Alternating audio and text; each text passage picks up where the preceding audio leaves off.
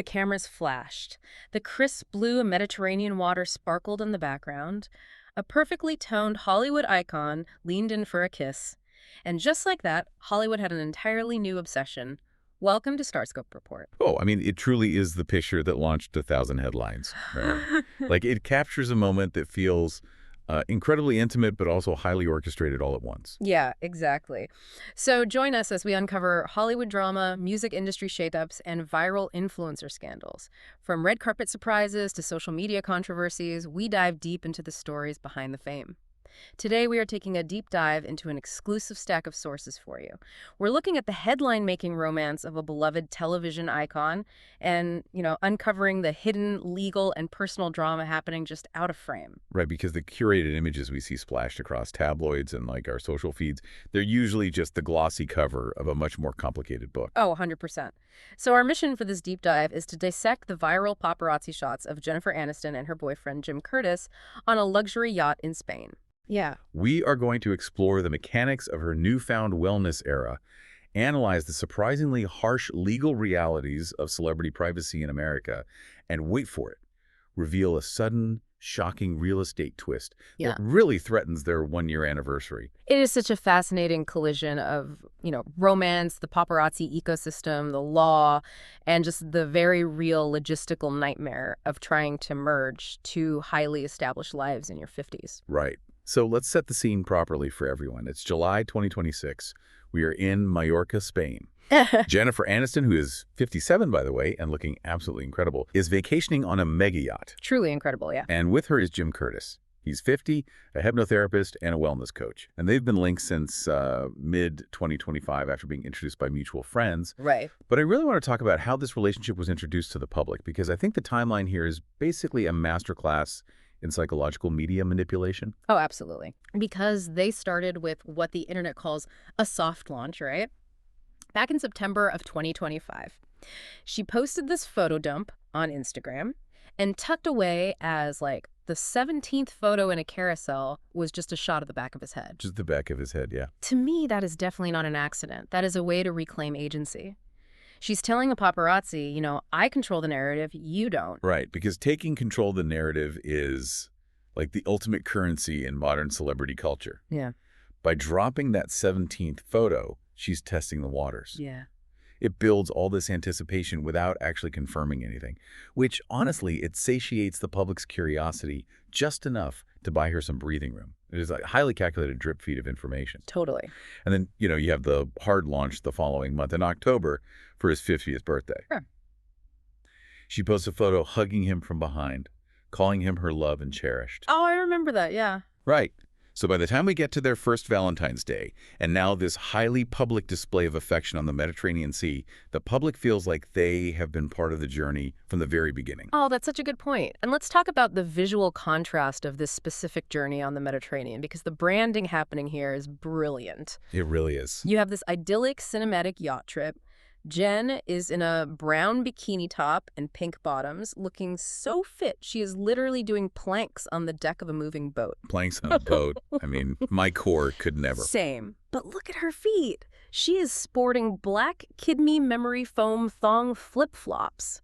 Those are currently trending as a $15 lookalike on Amazon. Only $15? Wow. Yeah. So you have extreme, unfathomable, multi-million-dollar luxury paired with $15 Amazon flip-flops.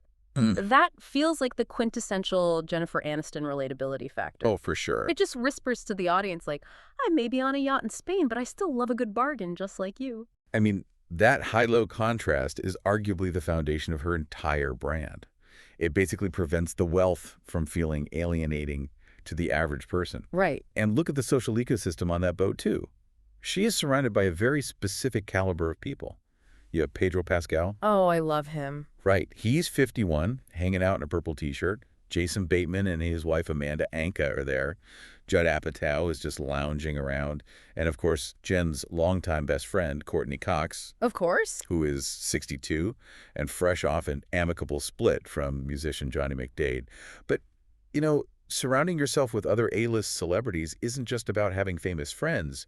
It is a defensive strategy. Oh, wait, I see where you're going with this. It's like a protective bubble. Precisely. Because if you invite non-famous friends on a yacht, there's always the risk, however small, that someone gets overwhelmed by the glamour, takes a photo they shouldn't, or, leaks a story. Yeah, that makes total sense. Right. But famous friends understand the unspoken non-disclosure agreement of celebrity existence. They all share the same bizarre reality of fame. It creates this impenetrable fortress of trust on that vessel. Everyone there basically has too much to lose to break the circle of silence. Which makes total sense. But, this picture-perfect Mediterranean getaway is only half the story. Later in the deep dive, we'll talk about the shocking twist nobody saw coming that could change everything for the couple. Oh yeah, the logistics of love are rarely as simple as a yacht vacation, and the friction happening behind closed doors is something entirely unexpected. So, if you are loving these Hollywood twists and the psychology behind them, make sure you're subscribed for more because we've got even crazier stories ahead. Definitely. But before we get to that friction, we should really look at the aspirational lifestyle these photos are selling. Right, let's do it. Because the paparazzi aren't just capturing romance, they're capturing an aesthetic. And to understand how she is doing planks on a yacht at 57, we need to examine her profound wellness shift. I am so glad we are digging into this because the fitness culture in Hollywood, especially for women in the 90s and 2000s, was brutal. Oh, it's awful. It was all about punishment, right? Endless cardio, zero-calorie diets, just literally destroying your joints to fit into a sample size. Yes, starvation diets and running on a treadmill for 2 hours. Exactly. But according to her trainer, Danny Coleman, and the founder of the fitness method Pavolve, Rachel Katzman, Jen has completely abandoned those grueling, body-breaking workouts. She openly admitted she wishes she hadn't destroyed her body in her 20s and 30s just to look a certain way. Which is such an honest admission, and it represents a massive philosophical pivot from punishment to preservation. Yes. She now trains 4 days a week for an hour at a time using 12 to 15-pound weights. The entire focus is on consistency, mobility, and longevity. Right. It is about supporting the body's mechanics rather than fighting them. And what is really striking is how this physical philosophy perfectly mirrors her new partner's professional philosophy. Right, because Jim is a wellness coach. He literally co-authored a book called Shift, Quantum Manifestation Guide. Exactly. So they are both operating in this holistic, healing, longevity-focused phase of life. It makes perfect sense why they're drawn to each other. They just share this vocabulary of wellness. They really do. But, we need to take a step back and look at the disturbing mechanism of how we know all of this. Oh, right. We're sitting here analyzing her physical fitness, her mindset shift, and her romantic alignment. But we're only able to do so because unseen photographers are using massive long-lens cameras to spy on her kissing her boyfriend on a private vacation. It's the ultimate paradox. Like, we applaud her healthy boundaries, but we consume media that totally violates them. When you break it down like that, it feels incredibly invasive. Yeah, and it leads us into the harsh legal realities of celebrity privacy, which is detailed extensively in one of our sources. This law review article titled, "A Simple Human Measure of Privacy." It explores why the American legal system actually allows this kind of surveillance. Yeah. So in American civil law, there is a concept, a tort, called public disclosure of private facts. Right, a tort. Right, and a tort is essentially a civil wrong that causes someone else to suffer loss or harm, resulting in legal liability. Okay, so if I am Jennifer Aniston and I am on a yacht in the middle of the ocean, thousands of miles from my home, the people I am with and the activities I'm doing are private facts, right? Shouldn't this tort protect her from paparazzi selling those photos? You would naturally assume so, yeah. And the tort was actually conceptualized way back in 1890 by legal scholars Samuel Warren and Louis Brandeis, specifically to combat the invasive gossip-mongering press of that era. Wow, 1890, that's wild. Right. But to win a case under this tort, a plaintiff has to prove a few specific things. First, that the defendant gave publicity to a private fact. Second, that the fact is not of legitimate public concern. And third, that the disclosure would be highly offensive to a reasonable person. Okay, well, that seems entirely reasonable. A long lens photo of a private kiss is definitely highly offensive to a reasonable person. It is. But the problem lies in how the courts interpret those conditions today, especially for public figures. The legal system has practically eviscerated this protection. Really? How so? Well, first, you have to prove the fact was genuinely private. The courts have consistently ruled that you cannot enjoy a legal expectation of privacy in a public place.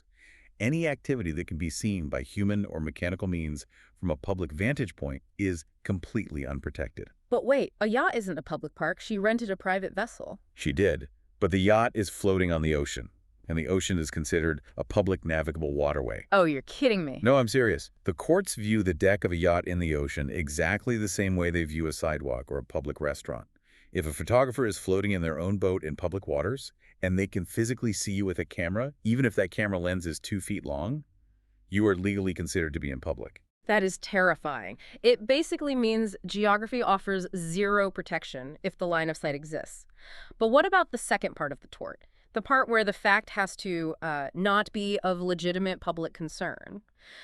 Surely who Jennifer Aniston is kissing on vacation does not impact the public interest the way a corrupt politician or a corporate scandal does. You would think. Yeah. But think of the legal definition of legitimate public concern, like an expanding balloon. When you are a private citizen, that balloon is tiny. But the more famous you become, the more the courts inflate that balloon until it basically swallows your entire private life. Wow. The source material uses the famous 2009 Tiger Woods scandal as the ultimate extreme case study of this mechanism. Oh, man. That is a great example because Tiger Woods built an absolute fortress around his personal life. He had secluded private ceremonies, massive walls around his estate, and ironclad confidentiality agreements for literally everyone in his orbit. He was obsessed with privacy. He was. And for a long time, it actually worked.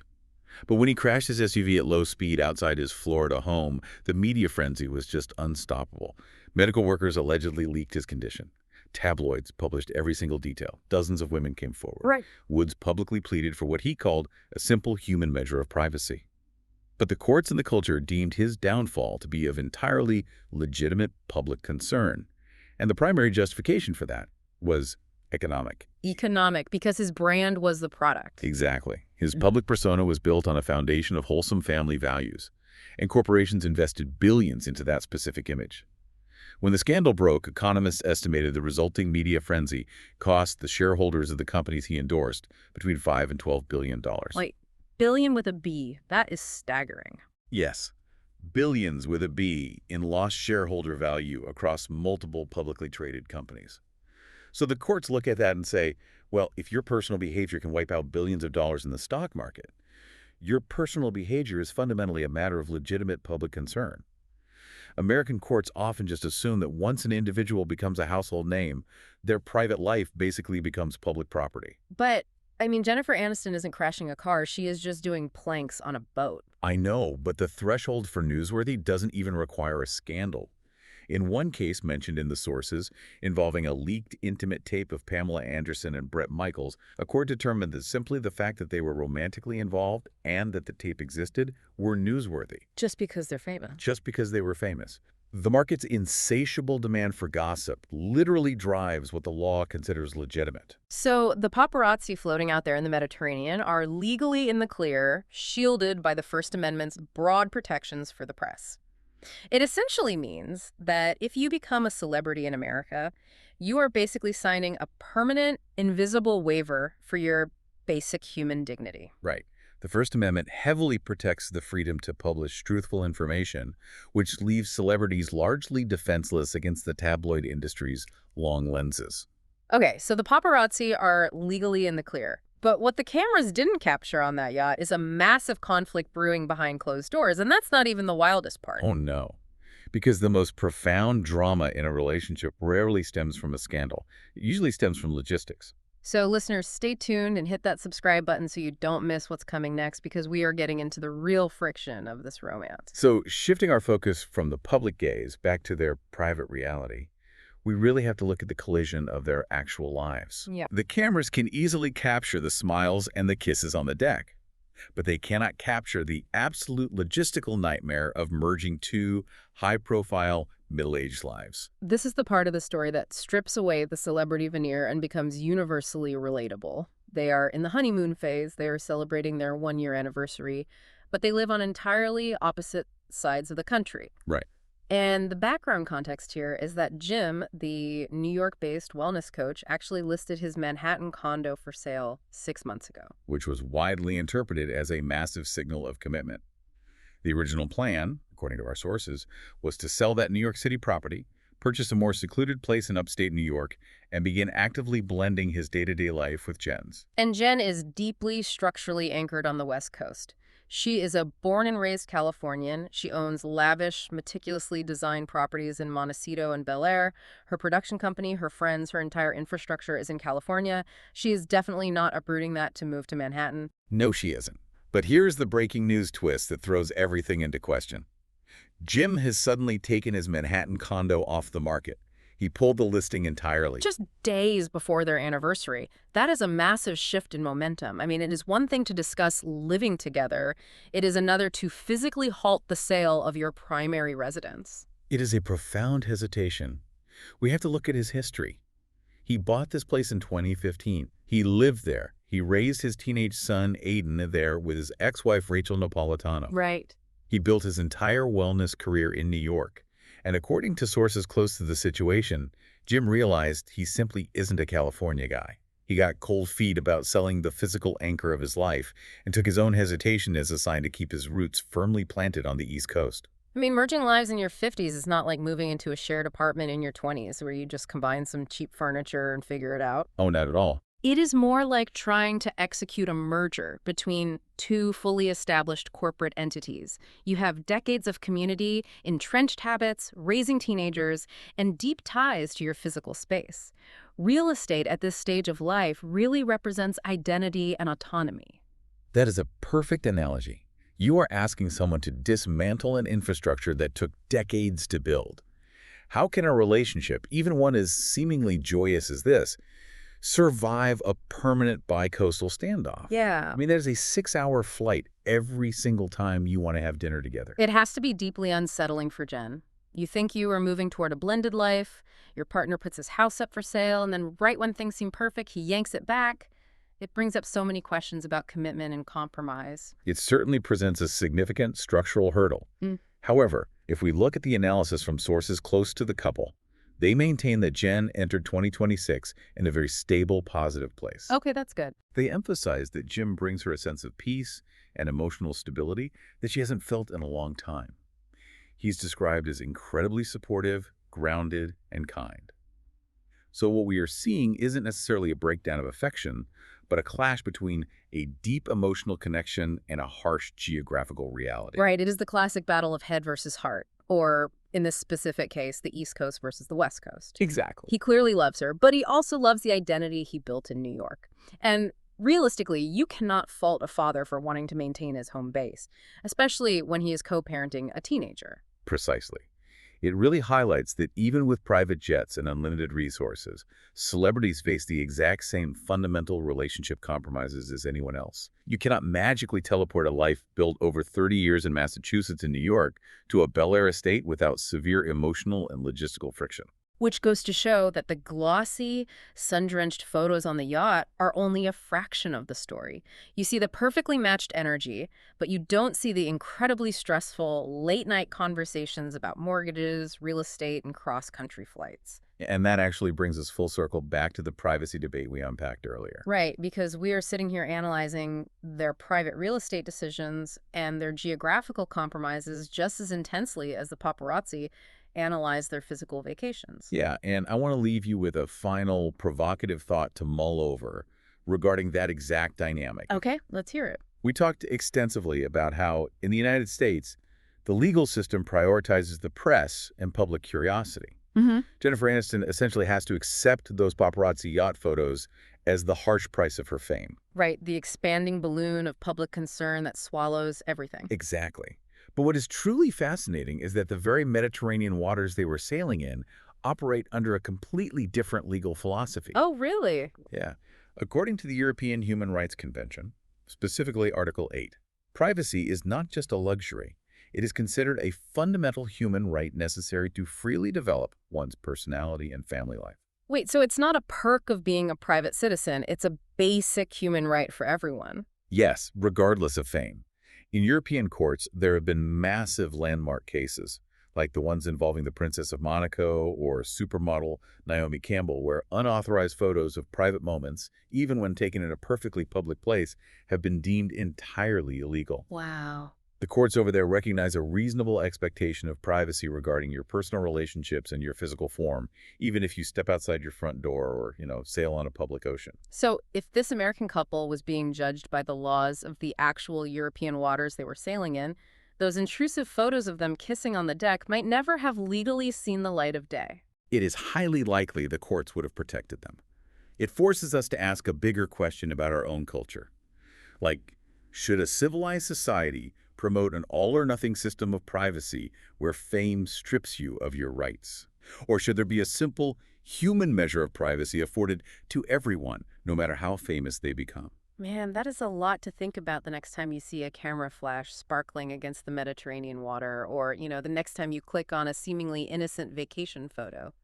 You've been listening to Starscope Report, where Jordan and Jamie uncover the stories shaping Hollywood, music, and pop culture. Thanks for tuning in, and don't forget to subscribe for more stories that keep the stars shining.